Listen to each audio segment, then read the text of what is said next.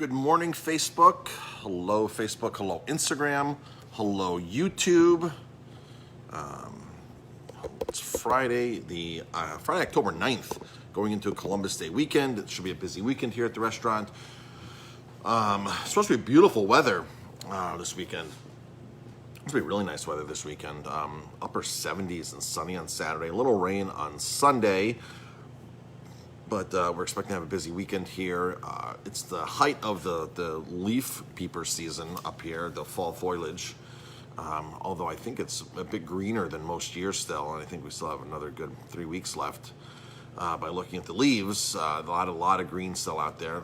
But we do have some beautiful fall colors, amazing fall colors. I always like to say that we made fall famous here in the Hudson Valley. When you talk about the trees, the foliage, it's really, really amazing here. All right, so got a couple of things I want to talk about this morning really quickly. Something new is coming in, and something that is a classic is back this weekend.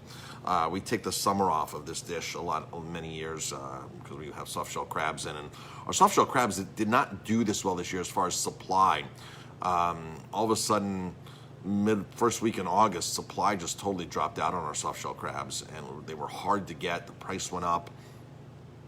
Before July 4th, they were really, really inexpensive soft shell crabs. We try to run soft shell crabs. Soft shell crabs become in season after the first full moon in May. The crabs in the Chesapeake Bay start molting and they become soft shells. So that's the kick of the season. So we try to get them on Memorial Day, and we try to run to Labor Day, and we didn't have enough to run to Labor Day this weekend. So if you're tuning in, folks, drop a comment, #live or #replay, wherever you're at, whether you're on YouTube or Instagram or Facebook. Drop a comment. So, what's back? Well, we have our grilled calamari back. It's back tonight, the October 9th, our grilled calamari. Grilled calamari has been, one of our best sellers, one of our most famous dishes here since we opened. We don't fry it, we don't bread it. Most places do fry and do bread, so that's one of the differences of our calamari. We dust it with some chili spice, and we grill it off, and we serve it with a chipotle mayo, and it is delicious. If you're expecting traditional calamari that's fried, and you like that, and you only like that, then this dish is not for you. But if you want to experiment and try something that is amazing and still calamari, then you'll hear people talk about this. We'll post a picture of it, and it'll get a lot of likes and a lot of comments because people just love our grilled calamari. So that's back tonight, starting tonight. I'm in the kitchen tonight. I'm cooking tonight in the kitchen. I'm on saute station. I'm excited about that. I've been in the kitchen more and more this fall. I like cooking in the kitchen. And I also like being out with the guests and talking about wine and all that kind of stuff. So, calamari's back. One of the other big differences on our calamari is we buy an American caught and American processed calamari, which is a rare thing, a rare item, believe it or not. Of course, calamari is an American product. I mean, we know calamari is the Eastern Seaboard as a known catch here. But did you know that the majority of calamari, almost 90% of the calamari in restaurants in the United States, is from China or India? In fact, most distributors, most seafood distributors, most full line distributors, most companies like Restaurant Depot and stuff, you walk in and you look for an American caught and processed calamari, it's almost non-existent. That's because the Indian stuff and the Chinese stuff is half the price. And so what these American companies have done is a lot of these American companies are catching product in the US and they're shipping it to China and then shipping it back. It costs 20 cents round trip per pound to ship it there, package it, clean it, package it, and ship it back. 20 cents a pound, that's it. So literally when you can go buy calamari for $4 a pound wholesale, we pay twice that price for calamari, and we don't charge twice the price because we could never charge twice the price. They're literally paying 20 cents a pound to ship it back and forth and process and package it. Calamari is not the easiest thing to clean, so it is a little labor intensive. So a lot of these companies don't want to pay the American workforce $20 an hour, $18 an hour, and do that. They'd rather cut corners and save money. However, there are a few processors still left here in the U.S., which is the great news. We use a company called The Right Choice, which uses a company called C-Fresh out of Rhode Island. And it's American caught and American processed. American caught and American processed. No funky chemicals in it, nothing like that, no fillers. It's an amazing, amazing product. It's pricey, but it's well worth it. We've been standing behind that brand for many, many years since we opened. We've been using that brand. We've had many offers to go visit them there. Then Jamie, I just need to get to Rhode Island and take a look. We almost got there a few months ago, and we quite couldn't make it there. Every year we go to Foxwoods and we say we're going to get over there, and we just can't make it over there. But one of these years we're going to make it over to C-Fresh and check out what they exactly do over there, and check out their calamari processing plant. So that's the one thing about our calamari, two things about our calamari. It's not breaded, it's not fried, and it's American caught, American processed. Now, something that's totally new to Aroma Time, the first time I think we're ever having this item, and it's coming in today, and we're super excited about this. We are getting fresh Italian Burrata mozzarella in. Burrata is the king of all mozzarelas. Burrata is just an amazing, amazing fresh mozzarella. The one that we're getting is from, now, Burrata can be confusing because Burrata is one of those things like Parmesan. It's an abused term, and you have a lot of people making so-called Burrata. Here in the U.S., there's a lot of producers that make Burrata, like Belgioso makes Burrata, and other people make Burrata. But it's not the real Burrata. The real Burrata, folks, comes from Apulia, Italy, from a city, Andrea, in northern Apulia. Is the birthplace. Maybe 100 years ago, there was a little bit of discrepancies of when it was actually invented and born, and there's some rumors, there's some leads on it, but it comes from Andrea, Italy, a city in Italy north of Bari, so it's on the northern part. It's before the little peninsula that goes out in the heel of the boot there, which is all a national park. It's just south of that. So it's about, I don't know how far north of Bari, but from Ostuni or Matera, it's about an hour and a half drive. So Andrea is a city in Italy, invented Burrata, and the story goes that many, many years ago, 100 years ago, that one of the local farmers there who makes mozzarella, there was a snowstorm, and he couldn't get his cream to the market. So I guess when you make Burrata, I guess you skim it and you have the cream and you have the partially skimmed the skim milk, and you're making the Burrata, you're making mozzarella. So he could not get his cream to the market because of a snowstorm. If you've ever been in that part of Italy, I guess it could snow in the mountains. That is a very warmer part of Italy. I don't even think it frosts there. I mean, we were there last November, and everything was green still in November. Everything was massively green. Gardens, everything, leaves are out. I mean, the gardens were beautiful down there. The grass was green, and this is middle of first week in November. So he could not take his cream to the market. So what he did was he shredded up some of fresh mozzarella, and he mixed it with cream, and he made these pillows. He stuffed mozzarella, fresh mozzarella, with chopped fresh mozzarella bound with cream, and made this thing. They called it Burrata. So that is the original version of Burrata. That is the only version of Burrata, but that is where Burrata comes from. We are getting fresh Burrata from Andrea, Italy. It comes in today. It just landed in the U.S. on Tuesday. It came out of the airport on Tuesday.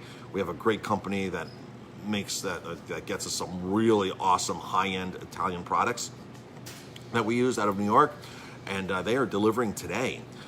We already have several people that we've told, and they're like, I want it to take home for the grocery list. So it's going to be on the grocery list. It will make it onto our menu. I'm going to keep it very simple, though. I'm going to keep it very, very simple. Burrata, especially this Burrata, was just amazing. Probably just put a little lemon olive oil on it, a little salt. I don't even know if I want to put balsamic on it because the flavor of it is just amazing, and it's just an amazing, amazing product. So that'll be on our specials today, and it's only going to last a short time because we literally have half the case already sold to grocery orders. Burrata is one of those things that you have to consume Burrata fresh. It has maybe, I don't know, 2 week shelf life, and that's it, 3 week shelf life, and that's it. In Italy, they make it the day of, and you eat it the day of. In fact, all mozzarella, all fresh mozzarella should be consumed the day of.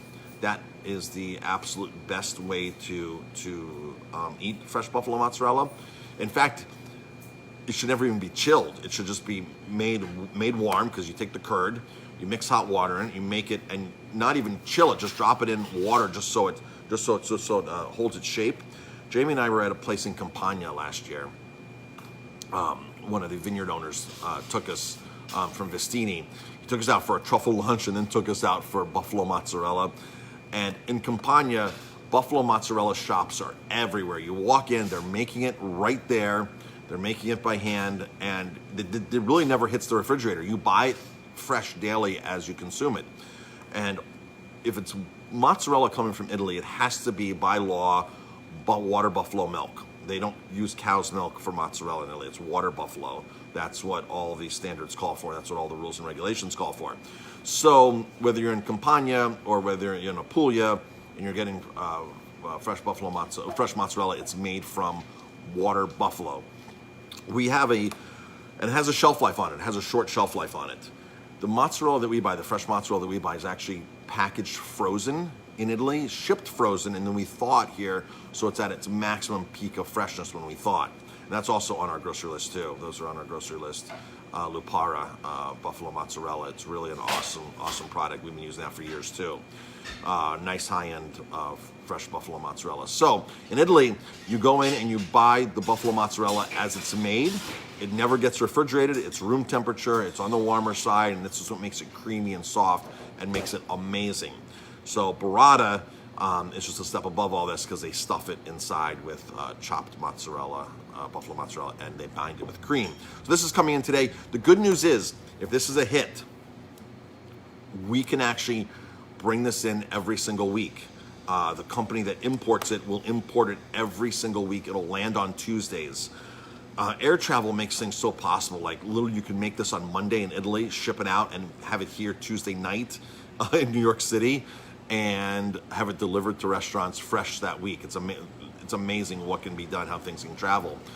When I was in Colorado, when I was a chef at Walter's Bistro in Colorado, I used to use Steve Connolly seafood from Boston, and I didn't use any of the fish seafood distributors out there.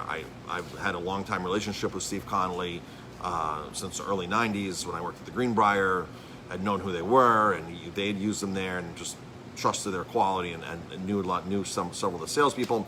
So I would, in the morning in Colorado, if I would call by 10 a.m., if I would call Boston, if I would call Steve Connolly, order my seafood, if they got the order by 12 noon, they got it by 10, 11 a.m. Eastern Standard Time, they would actually package it, take it to the airport. It would get shipped to Denver. And be in the Colorado Springs airport by 5:30 on the 5:30 flight from Denver. Same day service from Boston. Now, that fish could have been landed that morning, bought in Gloucester, off the docks in Gloucester. Steve Connolly picked it up, the seafood distributor. They go to the docks really early, 4 or 5 a.m. in the morning. They're there to meet the boats and go to the auctions. And they can get it, package it, and ship it to Denver. We were getting literally same day fish because of air travel. So air travel makes things super, super, super fast. So it's super important for things like fresh burrata. So we can get this, if this works out, we can get this every single week. It lands every Tuesday from Italy, from Apulia, from Andrea. Now, the one thing that that people are asking now as well, is this part of your next tour, this buffalo mozzarella burrata place? We would love it to be, and we're trying to map it out to try to figure how we can fit this burrata producer into our next trip to Italy and southern Italy. And it's just a little too far out of the way. It's a 2-hour drive from where we're going to be in Ostuni the last couple of days, and in Matera. And we have packed days to begin with. So We'd love to be able to bring that in there. Maybe we can still do something with them. We'll be going to a pasta place near Arborabello, a fresh pasta place that is amazing. We'll go see Vito and Ilaria from this pasta place that is just dynamite. In fact, I'll post a video soon, or I might have a video posted of the pasta place, and maybe we can use some of the burrata from our new burrata supplier. So that's it. So calamari's back in. Burrata's here today. Check out our grocery list. There is, we have a full grocery list. Steaks, there's a couple cowboy steaks left on that are frozen right now that we can sell, that we buy them frozen. That's a 26-ounce steak. We have a lot of salmon's back in stock, halibut, sablefish, all kinds of cool things. All right, folks, thanks for tuning in. Just drop a comment if you were tuning in live or on the replay. And in that comment, just say where you're tuning in from. That always helps us. And again, thanks everybody for your support. We open at 4 o'clock today, Friday, October 9th. And check out Jamie's Happy Hour live later. She'll be on about 4 o'clock, mixing up something.